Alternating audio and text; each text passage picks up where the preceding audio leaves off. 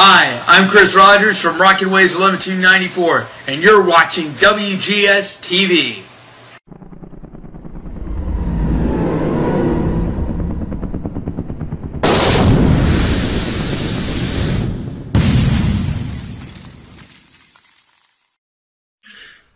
Hello everyone, welcome to another installment of WGS-TV right here on YouTube.com/WrestleGamer and FXTV. Guys and gals, don't forget WGS-TV can be heard on Spreaker and SoundCloud now as well.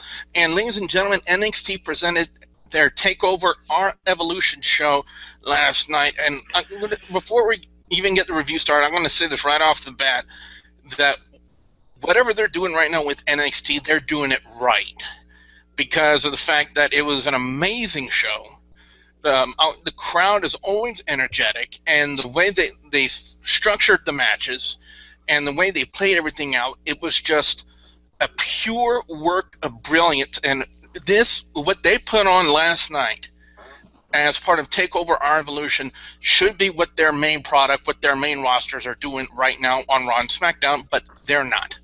But lo and behold, in my personal opinion, right now, NXT is the saving grace of WWE because of the amazing talent that they have on that brand right now, and knowing that they're going to be the future. They're going to be on the Raws and the SmackDowns in the future, and I hope in the near future that I would think that the wrestling industry, in particular the WWE, has a very bright future ahead for them.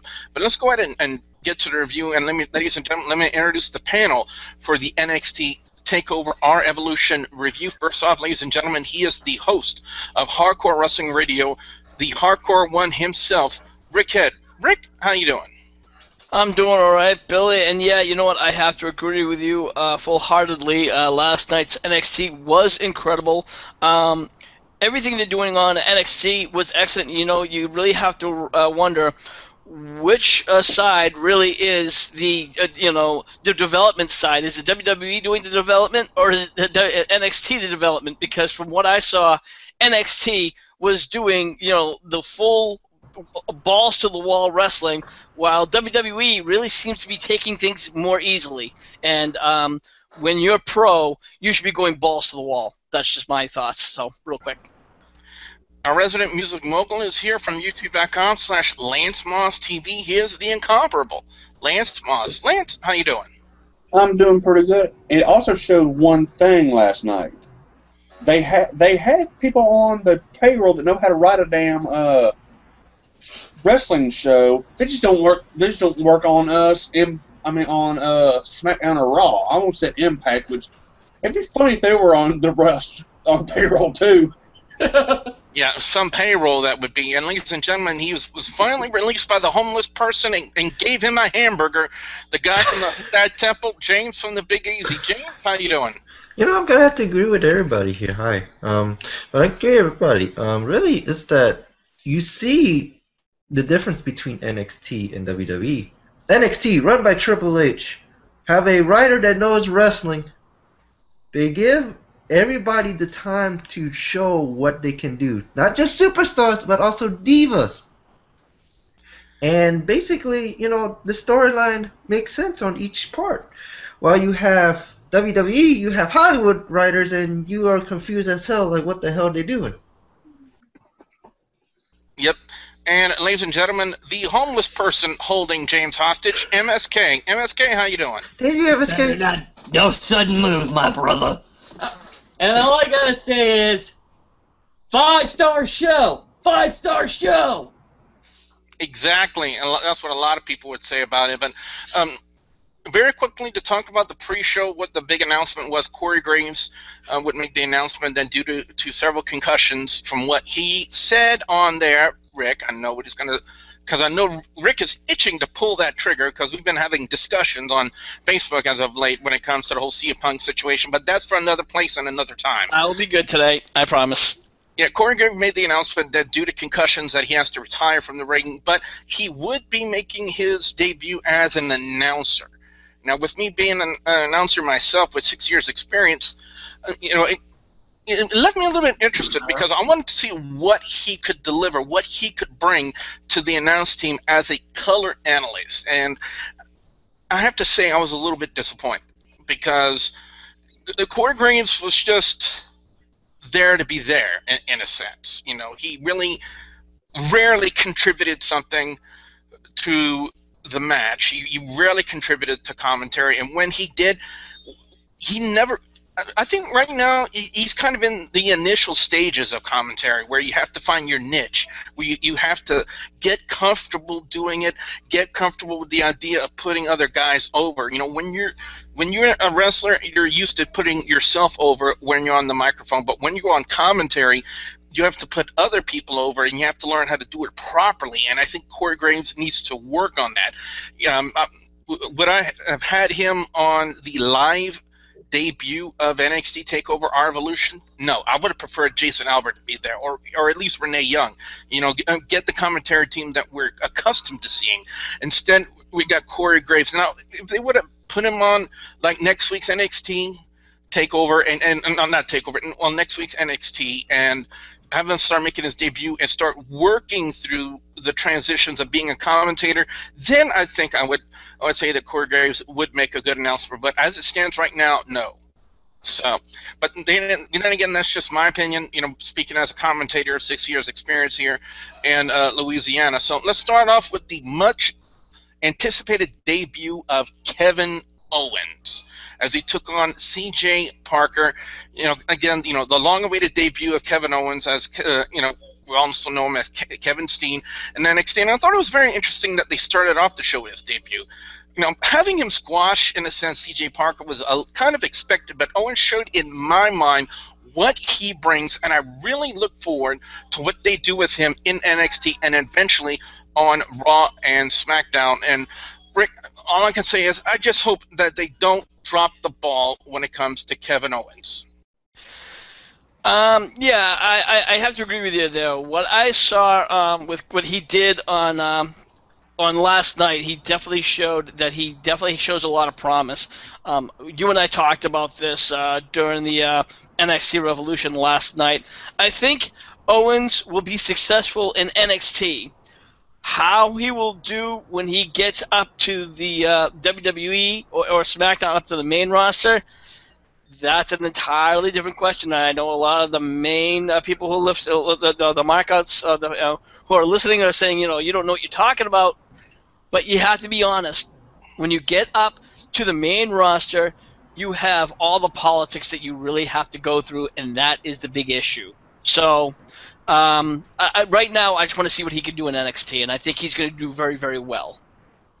Even though this was a 5-minute match, there was a palm strike by Parker to the bridge of the nose of Kevin Owens, which actually split his nose open. And WWE later on YouTube, I think it was this morning, would actually post the footage of them stitching up the nose of Kevin Owens. And I'm like, ow! That's all I'm going to say about that. As, again, we got another little copycatter in here. But anyway. As long as he doesn't sneeze, I think he'll be fine.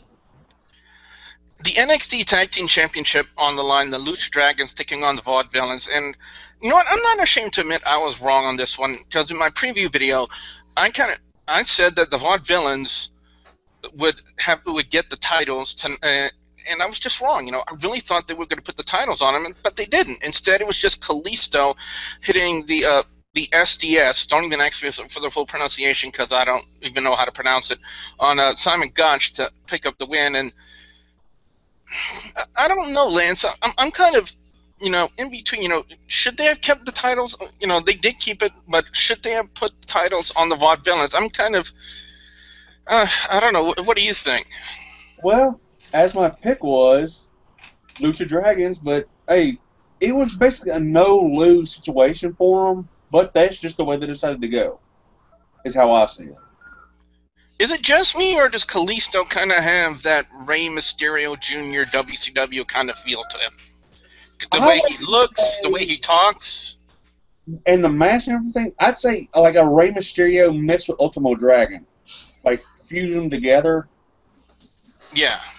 Oh, but, yeah, but it was still a very good match, to say the least.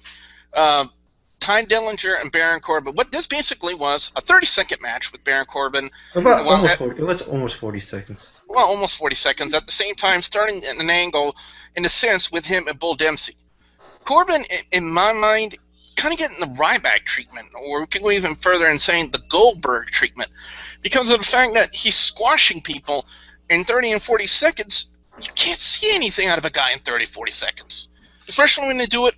Now, if it was, once in a while, maybe, but every time he goes out there, every time, you can't see nothing out of him. I still can't formulate a good positive opinion on Baron Corbin, because he has yet to show me something in a good definitive match.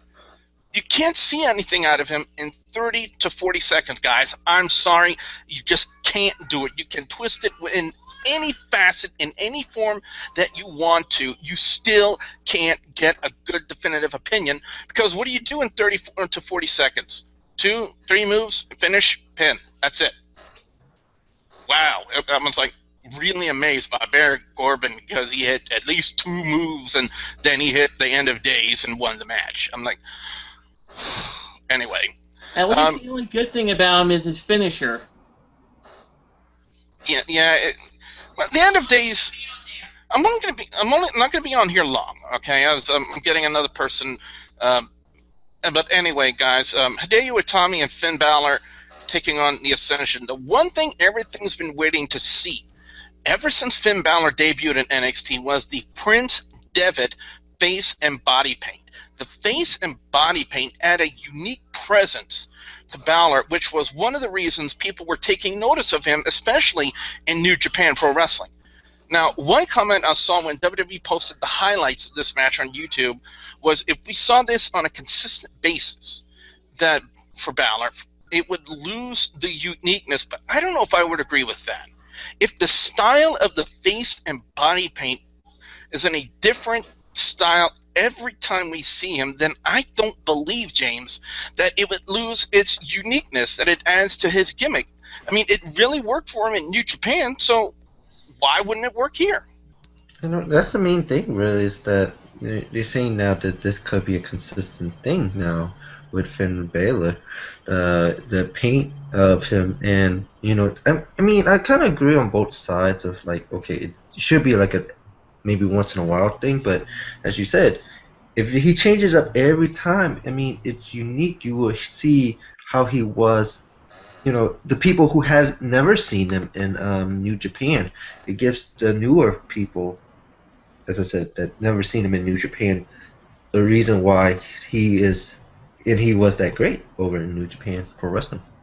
Basically, they're getting to see what made Prince Devitt, right, Rick? Yeah, exactly. And if I can also say this, another thing that a lot of people aren't really looking at, thinking about, is that this is going to be something that's going to be very, very marketable for Prince Balor. There's going to be a lot of cool shirts that are going to come out with this, and I think this is something that's going to push him up into the main roster, and that's going to make him one of the very big, superstars in the WWE. I can see him becoming one of the bigger guys. So absolutely. So. For them to take this away from him would be a huge mistake.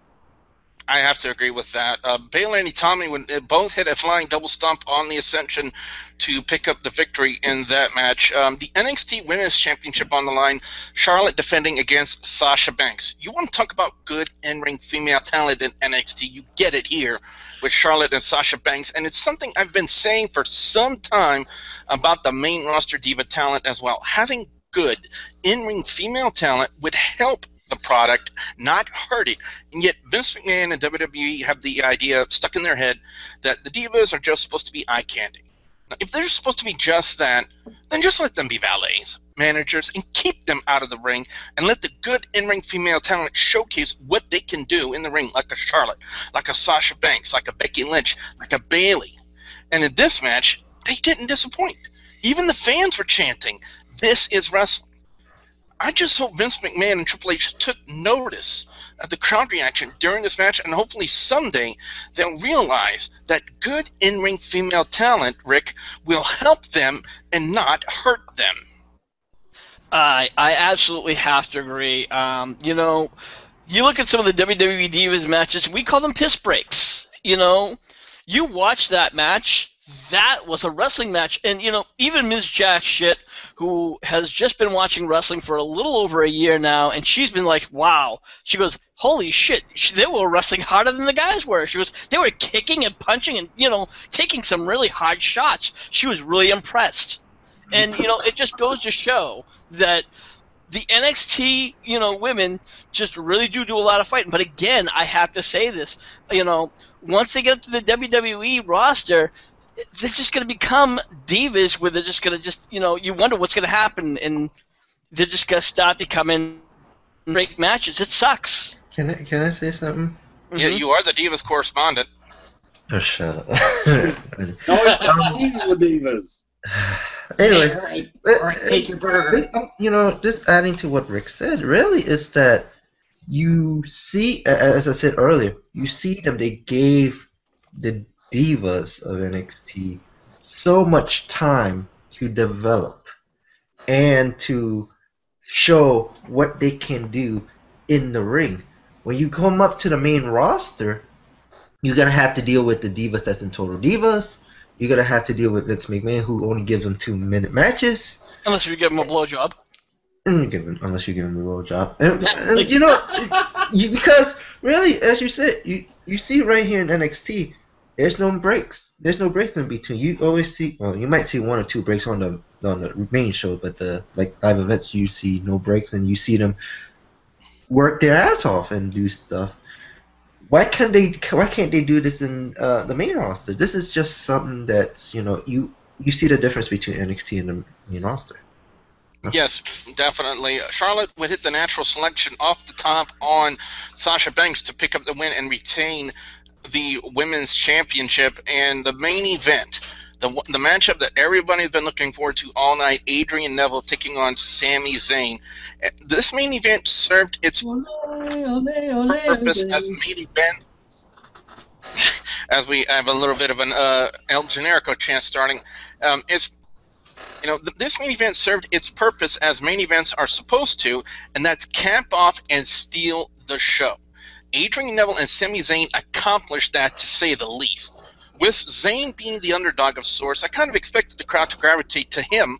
Crowds like to cheer on the underdog, help him overcome the odds. Now, there were a lot of insane spots through this match. The dive through the ring ropes into a tornado DDT by Sami Zayn, the reverse Hurricane Rana by Adrian Neville, the dives, the planches, they were just making the matchup really, really exciting.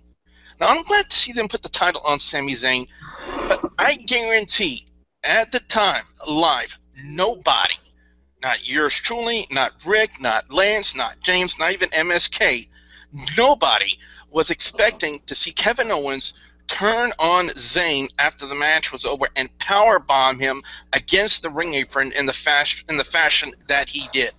In a couple of follow-up videos on WWE's YouTube channel, the first one showed Zayn being stretchered out to an ambulance with apparently both William Regal and Triple H, who's supposed to be the storyline, not there, both wishing him the best of luck, and I think even Triple H was putting the NXT Championship on Zayn while he was on the stretcher. And the other one was William Regal with this disgust over Kevin Owens' actions towards the new NXT champion.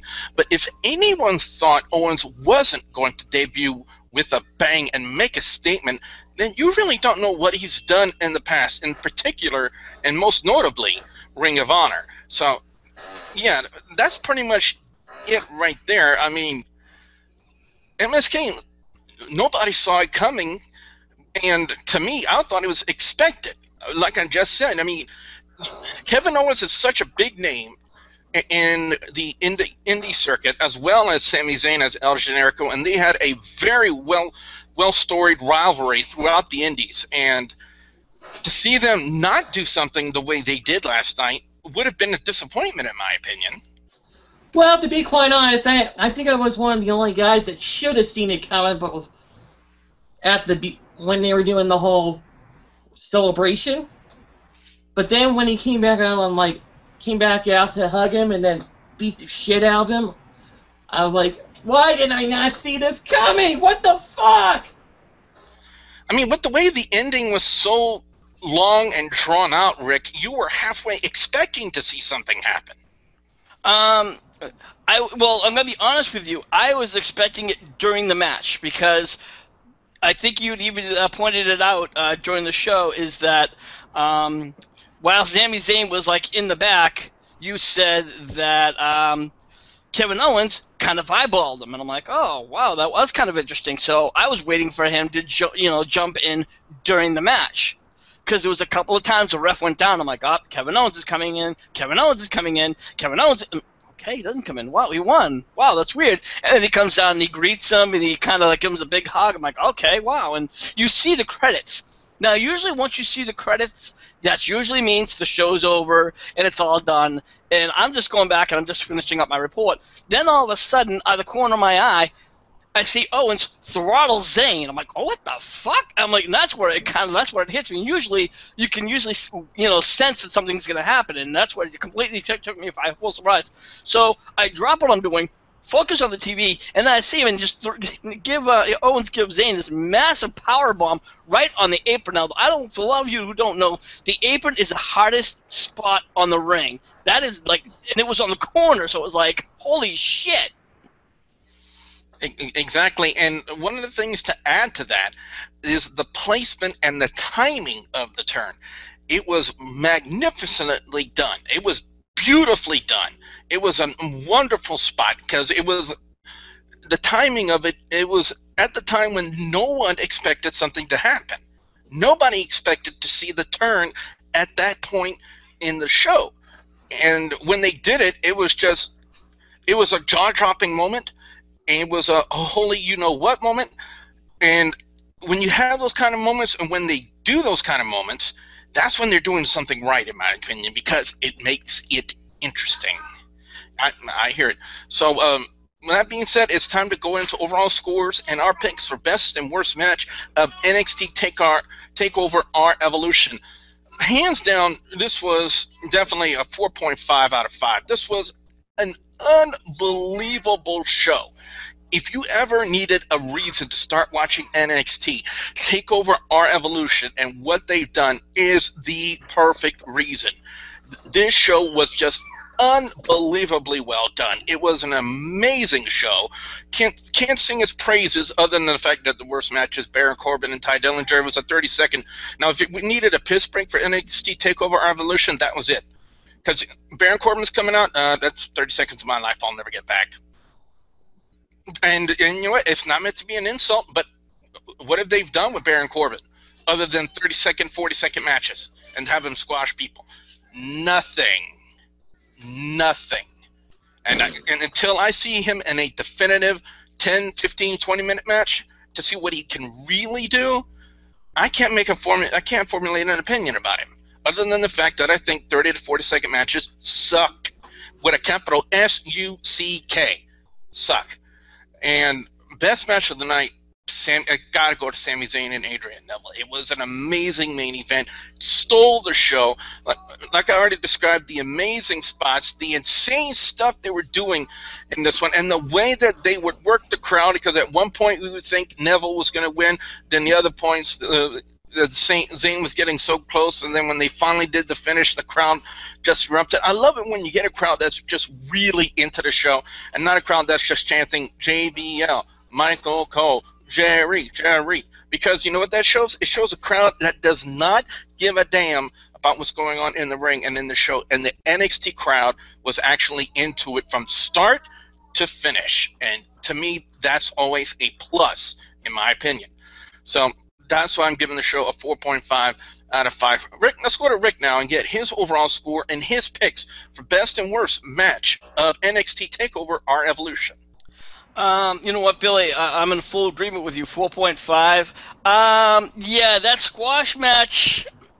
Usually, like I think you and I talked about him before, and he kind of reminds me of another Goldberg in the making, a guy who's going to come out, pound somebody out, hit him with 3 moves, and be in the back before his pyro's done. I don't know what they're building him up for, but you know, it's not doing anything for me. But okay, fine, whatever. But the best match of the night was definitely the main event, from all the way from the match itself, of course, to the ending of the post-match sequences where Kevin Owens attacked Zayn. So that was also great too. But I also, got to give an honorable mention to the Divas match. That was a great match as well. Yeah, it definitely was. And again, like we said, good in-ring female talent can help the product, not hurt it.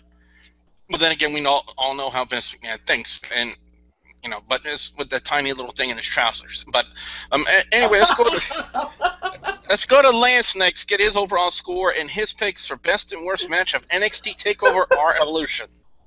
Overall, I got to give it a little bit higher than y'all. I'll give it a flat-out 5 because I was thoroughly entertained. Yeah, that 30-second match. Well, I think the reason they're doing that, let's not forget, this is still developmental. So they might be trying to hide some stuff that he can't do that well right now, that he needs to work on, and later on down the line, I don't know, maybe June, maybe he might start having better matches, And yeah, but worst match really wasn't one. This is from intro to outro of the whole show. Great show. Best match, the title match between Zayn and Neville. I mean, when you start out with "Let's go, Sammy, Neville sucks," and then you end with the bringing Owens in the perfect way. Starting Zayn and Owens, that's the perfect freaking way to start Kevin Owens. And to start that rivalry off with a bang. Exactly, and I feel they accomplished that.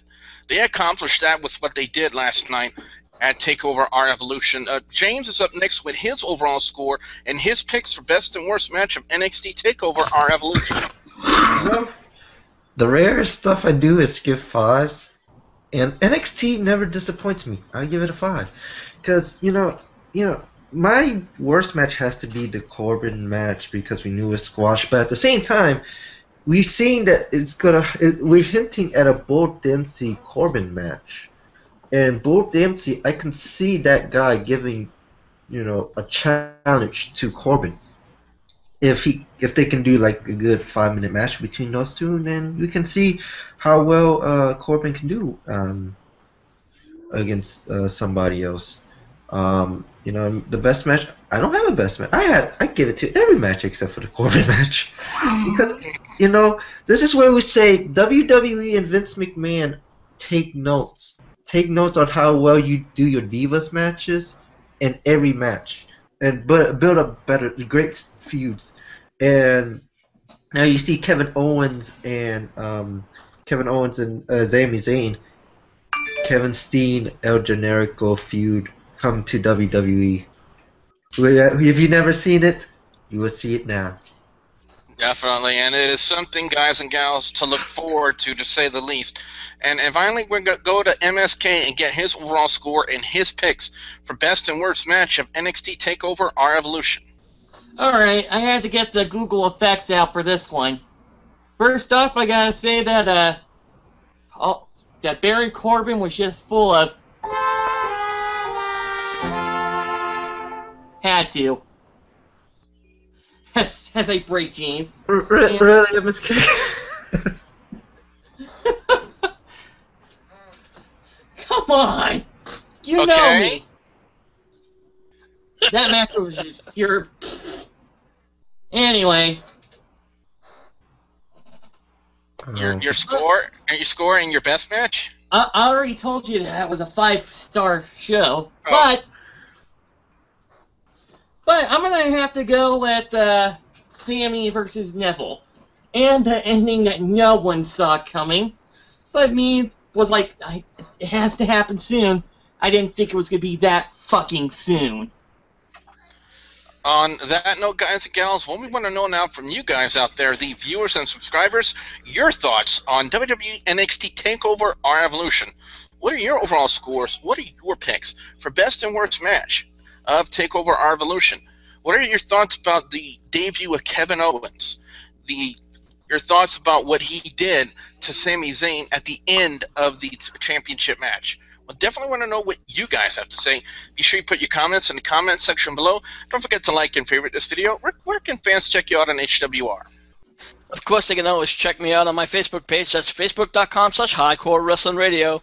And any kind of time you want to check out any of our videos, check us out on YouTube, Dailymotion, and now catch a ride over on SoundCloud. Just look us up on HWR Show. Lance, what can fans expect to see when they come visit your channel over on youtube.com/LanceMossTV? Album reviews, NASCAR discussion videos, redneck gourmet cooking videos, musical equipment reviews, some rants, and starting next year, or the beginning of next year, I will have the archives of controversies and scandals from Hardcore Wrestling Radio on my channel. So if you haven't, get on over there and subscribe. Ladies and gentlemen, he is currently constructing an idol of MSK in the Houdat Temple while MSK is posing nude for it. Trust me, you don't want to see that. It's James from the Big Easy. James, got anything coming up? You know, I will hurt you. Oh wait, there's a duck behind you with a chair that would do that. I am on. This is my new home, twitch.tv/fatboy504. I am doing PS4 gameplay. It's got to be either WWE, NBA, Madden, or Destiny. And basically, whatever games you get from now until whenever. But this is where you will see me now to do my games. So it's the Houdat Temple PS4 gameplay. And, of course, the nude model himself, MSK, which is pretty much why he's not appearing in the video at the moment, guys and gals. MSK, got anything coming up? Well, if I did, I'd post it, but I'm everywhere, man. Just look for me on Twitch and on most channels. I'm MSK1984 on Twitch. I'm on Facebook, but I'm on Skype. I'm on YouTube as Autistic Persona. Don't ask how I got that name. And basically, I'm psychotic. To say the least. Anyway, guys and gals, don't forget, if you're listening to us on SoundCloud and Spreaker, to hit that follow button. Also, don't forget to follow me on Facebook, facebook.com/WGS-TV, and don't forget to please subscribe to youtube.com/WrestleGamer and youtube.com/ZFXTV Network if you haven't already. So for the hardcore host of Hardcore Wrestling Radio, Rick Kidd, the incomparable Lance Moss of Lance Moss TV, James the Big and Easy, and the nude model MSK, I am the Wrestle Gamer, Double B Billy Boudreaux, saying thank you very much for watching. I didn't know Billy was writing the autobiography of Oksana.